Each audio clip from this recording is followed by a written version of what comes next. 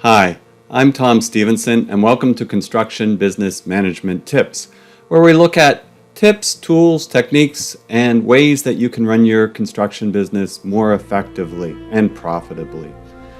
Today we're going to be looking at 4 more reasons construction businesses fail. I wish I wasn't having to do this series on construction business failures, but unfortunately there are a lot of reasons that construction businesses fail. And I truly believe that if we have a good understanding of some of the reasons why they fail, we can take steps to mitigate those risks and minimize them. And it ties into a lot of the proactive things that we need to think about as well. So it's another way or another means for me to sort of describe and get this process across to people that are professionals in the construction industry and really want to make a difference in this industry. So let's take a look and we'll jump in. Today's video is the second in this series, so we're talking about numbers 5 to 8 reasons why they fail. And I'm not putting them necessarily in any kind of order because I believe there's a lot of varying complexities that are involved in the reasons, right? But you'll probably find that they'll be quite interesting as we go through this series. I'm suspecting I'll probably get to around 30 or 40 different reasons, and you'll also find that it's not always just one, but it could be a combination of different reasons that causes a business to fail. So, number 5, and by the way, you can look in the description and you can see the video for numbers 1 to 4 in this series, and if you click subscribe and notifications, you'll be notified of new ones as they come up. You can also look under my construction business management playlist. If you subscribe to my site, look at the playlist under my channel, and there's one called Construction Business Management, and you'll find a whole series, a course really, on construction business management right from the beginning to the end. That'll complement a lot of these topics that we're talking about. Okay, so no or poorly understood contracts. It is never a good thing whenever you enter a contract if the person you're entering it with knows and understands it a lot better than you do. You can be taken advantage of, or not even for that purpose, miss things that are vitally important. For that reason, it's very important that you seek good legal advice, especially in construction contracts. If you're just starting out, you want to make sure that you've had a lawyer review a standard type contract for your business. If you're a smaller business, you'll likely in the construction sector be using one of the myriad of standard contracts that are out there. We have the CCDC type contracts in Canada, which stands for Canadian Construction Documents Committee. In the US, there's a bunch of different standardized contracts, and you want to make sure you understand what are the nuances about them, how do they work, and what is important for you to know and understand. And that takes a little bit of time and effort, but is well worth it from that perspective. You have to understand that contracts are used to assign risk to the different parties. And if I'm an owner and I'm signing a contract with you, I would prefer to assign as much risk over to you as possible. But with that said, if you're taking on more risk, then you should be seeking more reward. It's this risk-reward trade-off. For example, if I'm an owner and I have liquidated damages on the contract, I'm trying to protect myself should you not finish this project in time, that I will get some compensation as a result of that. So if I was building a hotel and you're building it for me and it's my hotel, and I have planned to make a certain amount of money and certain amount of profit per day, if it takes you an extra 3 months to complete the hotel, if I have liquidated damages in the contract that would cover what I would have made in profit during that time period, that can be helpful for me because now I'm not losing that, right? So those are important aspects to think about. Now, if you, as the contractor, are taking on this liquidated damages contract, you're taking on a lot more risk. And so as a result of that, your price should be representative of the risk you're taking. If it's not, and you're the low bidder because you haven't really calculated that into the process, that's not a good thing either. So you want to make sure that you understand the contracts and the many hundreds, if not thousands, of nuances that go on with that. That's where, again, having good legal advice from somebody that specializes in construction law is really helpful in that area. So you really want to educate yourself on contract fundamentals.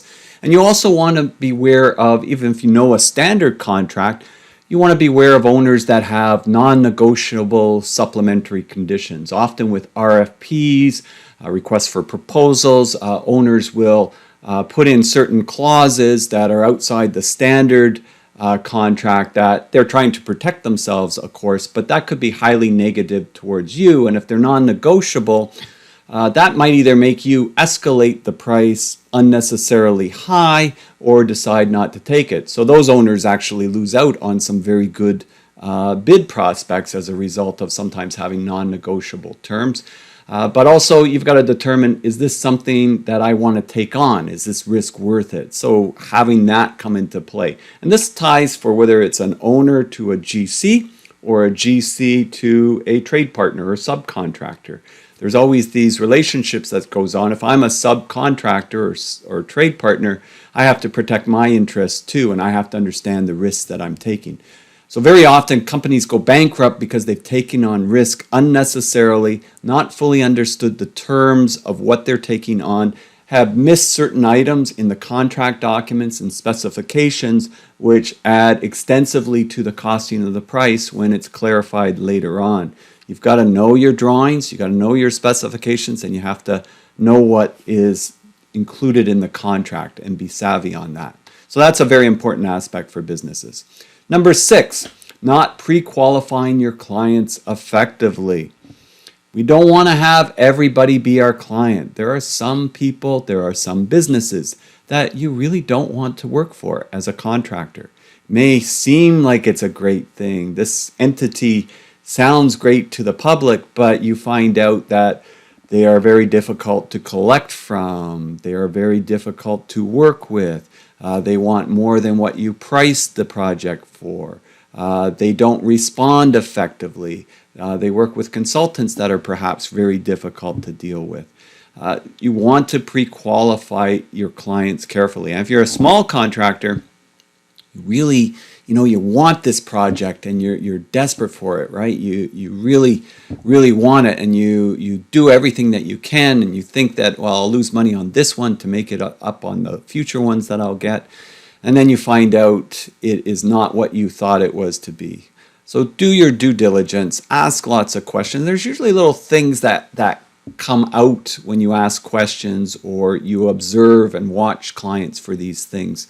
I've told this story before, but I had a client one time, and well, they weren't a client yet. I had this consultant architect that I did work with, and they were very good, and they always have me bid on different projects. And they had this one client, and it was a pretty big residential project, and they wanted to see other jobs that I've done, and so I took them to another job.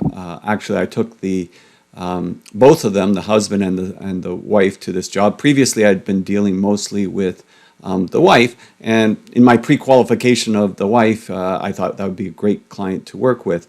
We went to this other project, and this was a really high-quality project. And I remember the husband, there was a tiny hammer mark behind one of the doors on the baseboard, and he got down on his hands on knees, and he said, "How could something like this happen?"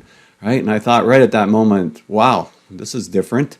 This does not seem like somebody that I could work with. I just got that real strong sense that this individual was going to be hyper fussy and difficult, and I could just see the intensity. And so at that point, I more or less decided, well, this is not a project I want to do. And so I said to the consultant afterwards, I said, well, I'm not really interested in bidding on this project. We've gotten a few other projects came through, and we're really busy right now. And they were quite understanding. So I talked to that consultant because I was always dealing with them on other projects later on. And she told me, I asked, how's it going? And she said, well, that project's in litigation. The client was really difficult to deal with. You're so lucky that you caught that one. And it was true. I was very lucky that I caught that one. On the other hand, I've had clients that I do the same thing, but they're actually smarter than I am, and they're able to hide it, and they know what they're like. And they hide it, and then they're as nice as anything until you're on the project, and then it's a different person that you're dealing with. So those ones you have to be careful with as well. I had one project like that. where the client, we were actually high on the price, but that client worked from day one to not only get that money that we were high on, but also to reduce and get more money on it. So they were very difficult to deal with over the whole project. They were very inconsiderate to their own family members on the project as well. And we got through it, but it was not a profitable project. The funny thing was they wanted to start referring us to other clients, and they also wanted us to work for them again. But I really didn't at that stage want to work with them again. So I kind of always said that we were busy or what have you. But you have to be careful, and the goal is you're not going to get everyone, but you want to learn from the people that you deal with. And that, if I'm a GC, how are my subcontractors too? If I'm a subcontractor, how is this GC to work with? It's both sides. You've got to look at it, and you've got to try and get those clients for the most part that you enjoy working with. Life's too short to be working with companies and individuals that are very, very difficult and unprofitable to work with. So keep that in mind. That, I think, brings a lot of companies down, not taking enough time to consider it and not learning from their mistakes, and they keep making the same mistakes over and over. If I'm a GC, always taking the lowest bid, and with some subcontractors, subtrades not being pre-qualified enough before taking their bids, right? If they're going to put the effort into putting the timing in, you shouldn't have somebody put a price in if they're not going to be considered. That's another talk for another day, because you don't want to waste people's time that way either. That's not fair. So you don't want to work for everyone, and that's one of the things to remember. Number 7, taking on a bad project. Well, that would be a project that has a lot of unaccounted for risks. The client might be fine for it. The contract you maybe is clear enough, but maybe it's not the right type of contract for that type of project. Maybe it should have been a cost plus instead of a lump sum. That's a little bit different. If it's not really clearly defined, or it looks like the drawings and specifications have been rushed, and so there's going to be a lot of lack of transparency, and you're concerned about that, and it could tie into some of the other points that I just talked about, the client's makeup, the consultant's makeup, or you just want it so desperately. That happens a lot. That's probably the biggest point on taking on a bad project. You're slow right now, you've got a crew of people, you want to keep them busy, so you really make this price work, and you think that everybody's going to work hard to come in at that price, but that's not the way the real world works. People work at what ability they're able to work at, and you can't just sort of pull out a magic carpet and have everything flow well that way. So you definitely want to be careful about being too desperate. And there's some tools that you can use. I've either talked about them or will talk about them in other videos. Both tools I actually came up with out of the book Think Fast and Slow, Thinking Fast and Slow by Daniel Kahneman, Nobel laureate. Really changes the way you think, that book does, Thinking Fast and Slow. The thinking fast part is you make decisions and do things without thinking them through, sort of our primitive minds. Is there a saber-toothed tiger behind the bush? So we're not going there, like run the other direction. To thinking slow and methodically and looking things over and being clear. If we're coming up with this methodology that we're going to fit in this price, what's going to be different here that's going to make us be able to do it at this price? If we don't see it, then we shouldn't be putting in that price. So it's the more data-driven mind, the more really sort of understanding of what you're going to do to be able to meet that price. Very important when we think about taking on a bad project. There's only so much profit that you can make on a good project. $20 million project, you come in at $20 million project, you come in at 1.8, and the rest is profit. Great. 18 million, then you got $2 million in profit. Great. But there's only, even if you really work some magic, maybe you could get it down to 17 million, but you can't get it down to more than 0, and you've got all the direct costs and everything you got to build. On the other hand, that $20 million project could go up to 40 million if you really mishandled the pricing and weren't effective with it. There's no limit on how much you can go over, but there's certainly a limit. So bad projects tend to be worse than the benefit of good projects. And most contractors that I've worked with and consulted with, they all have their stories of the bad projects.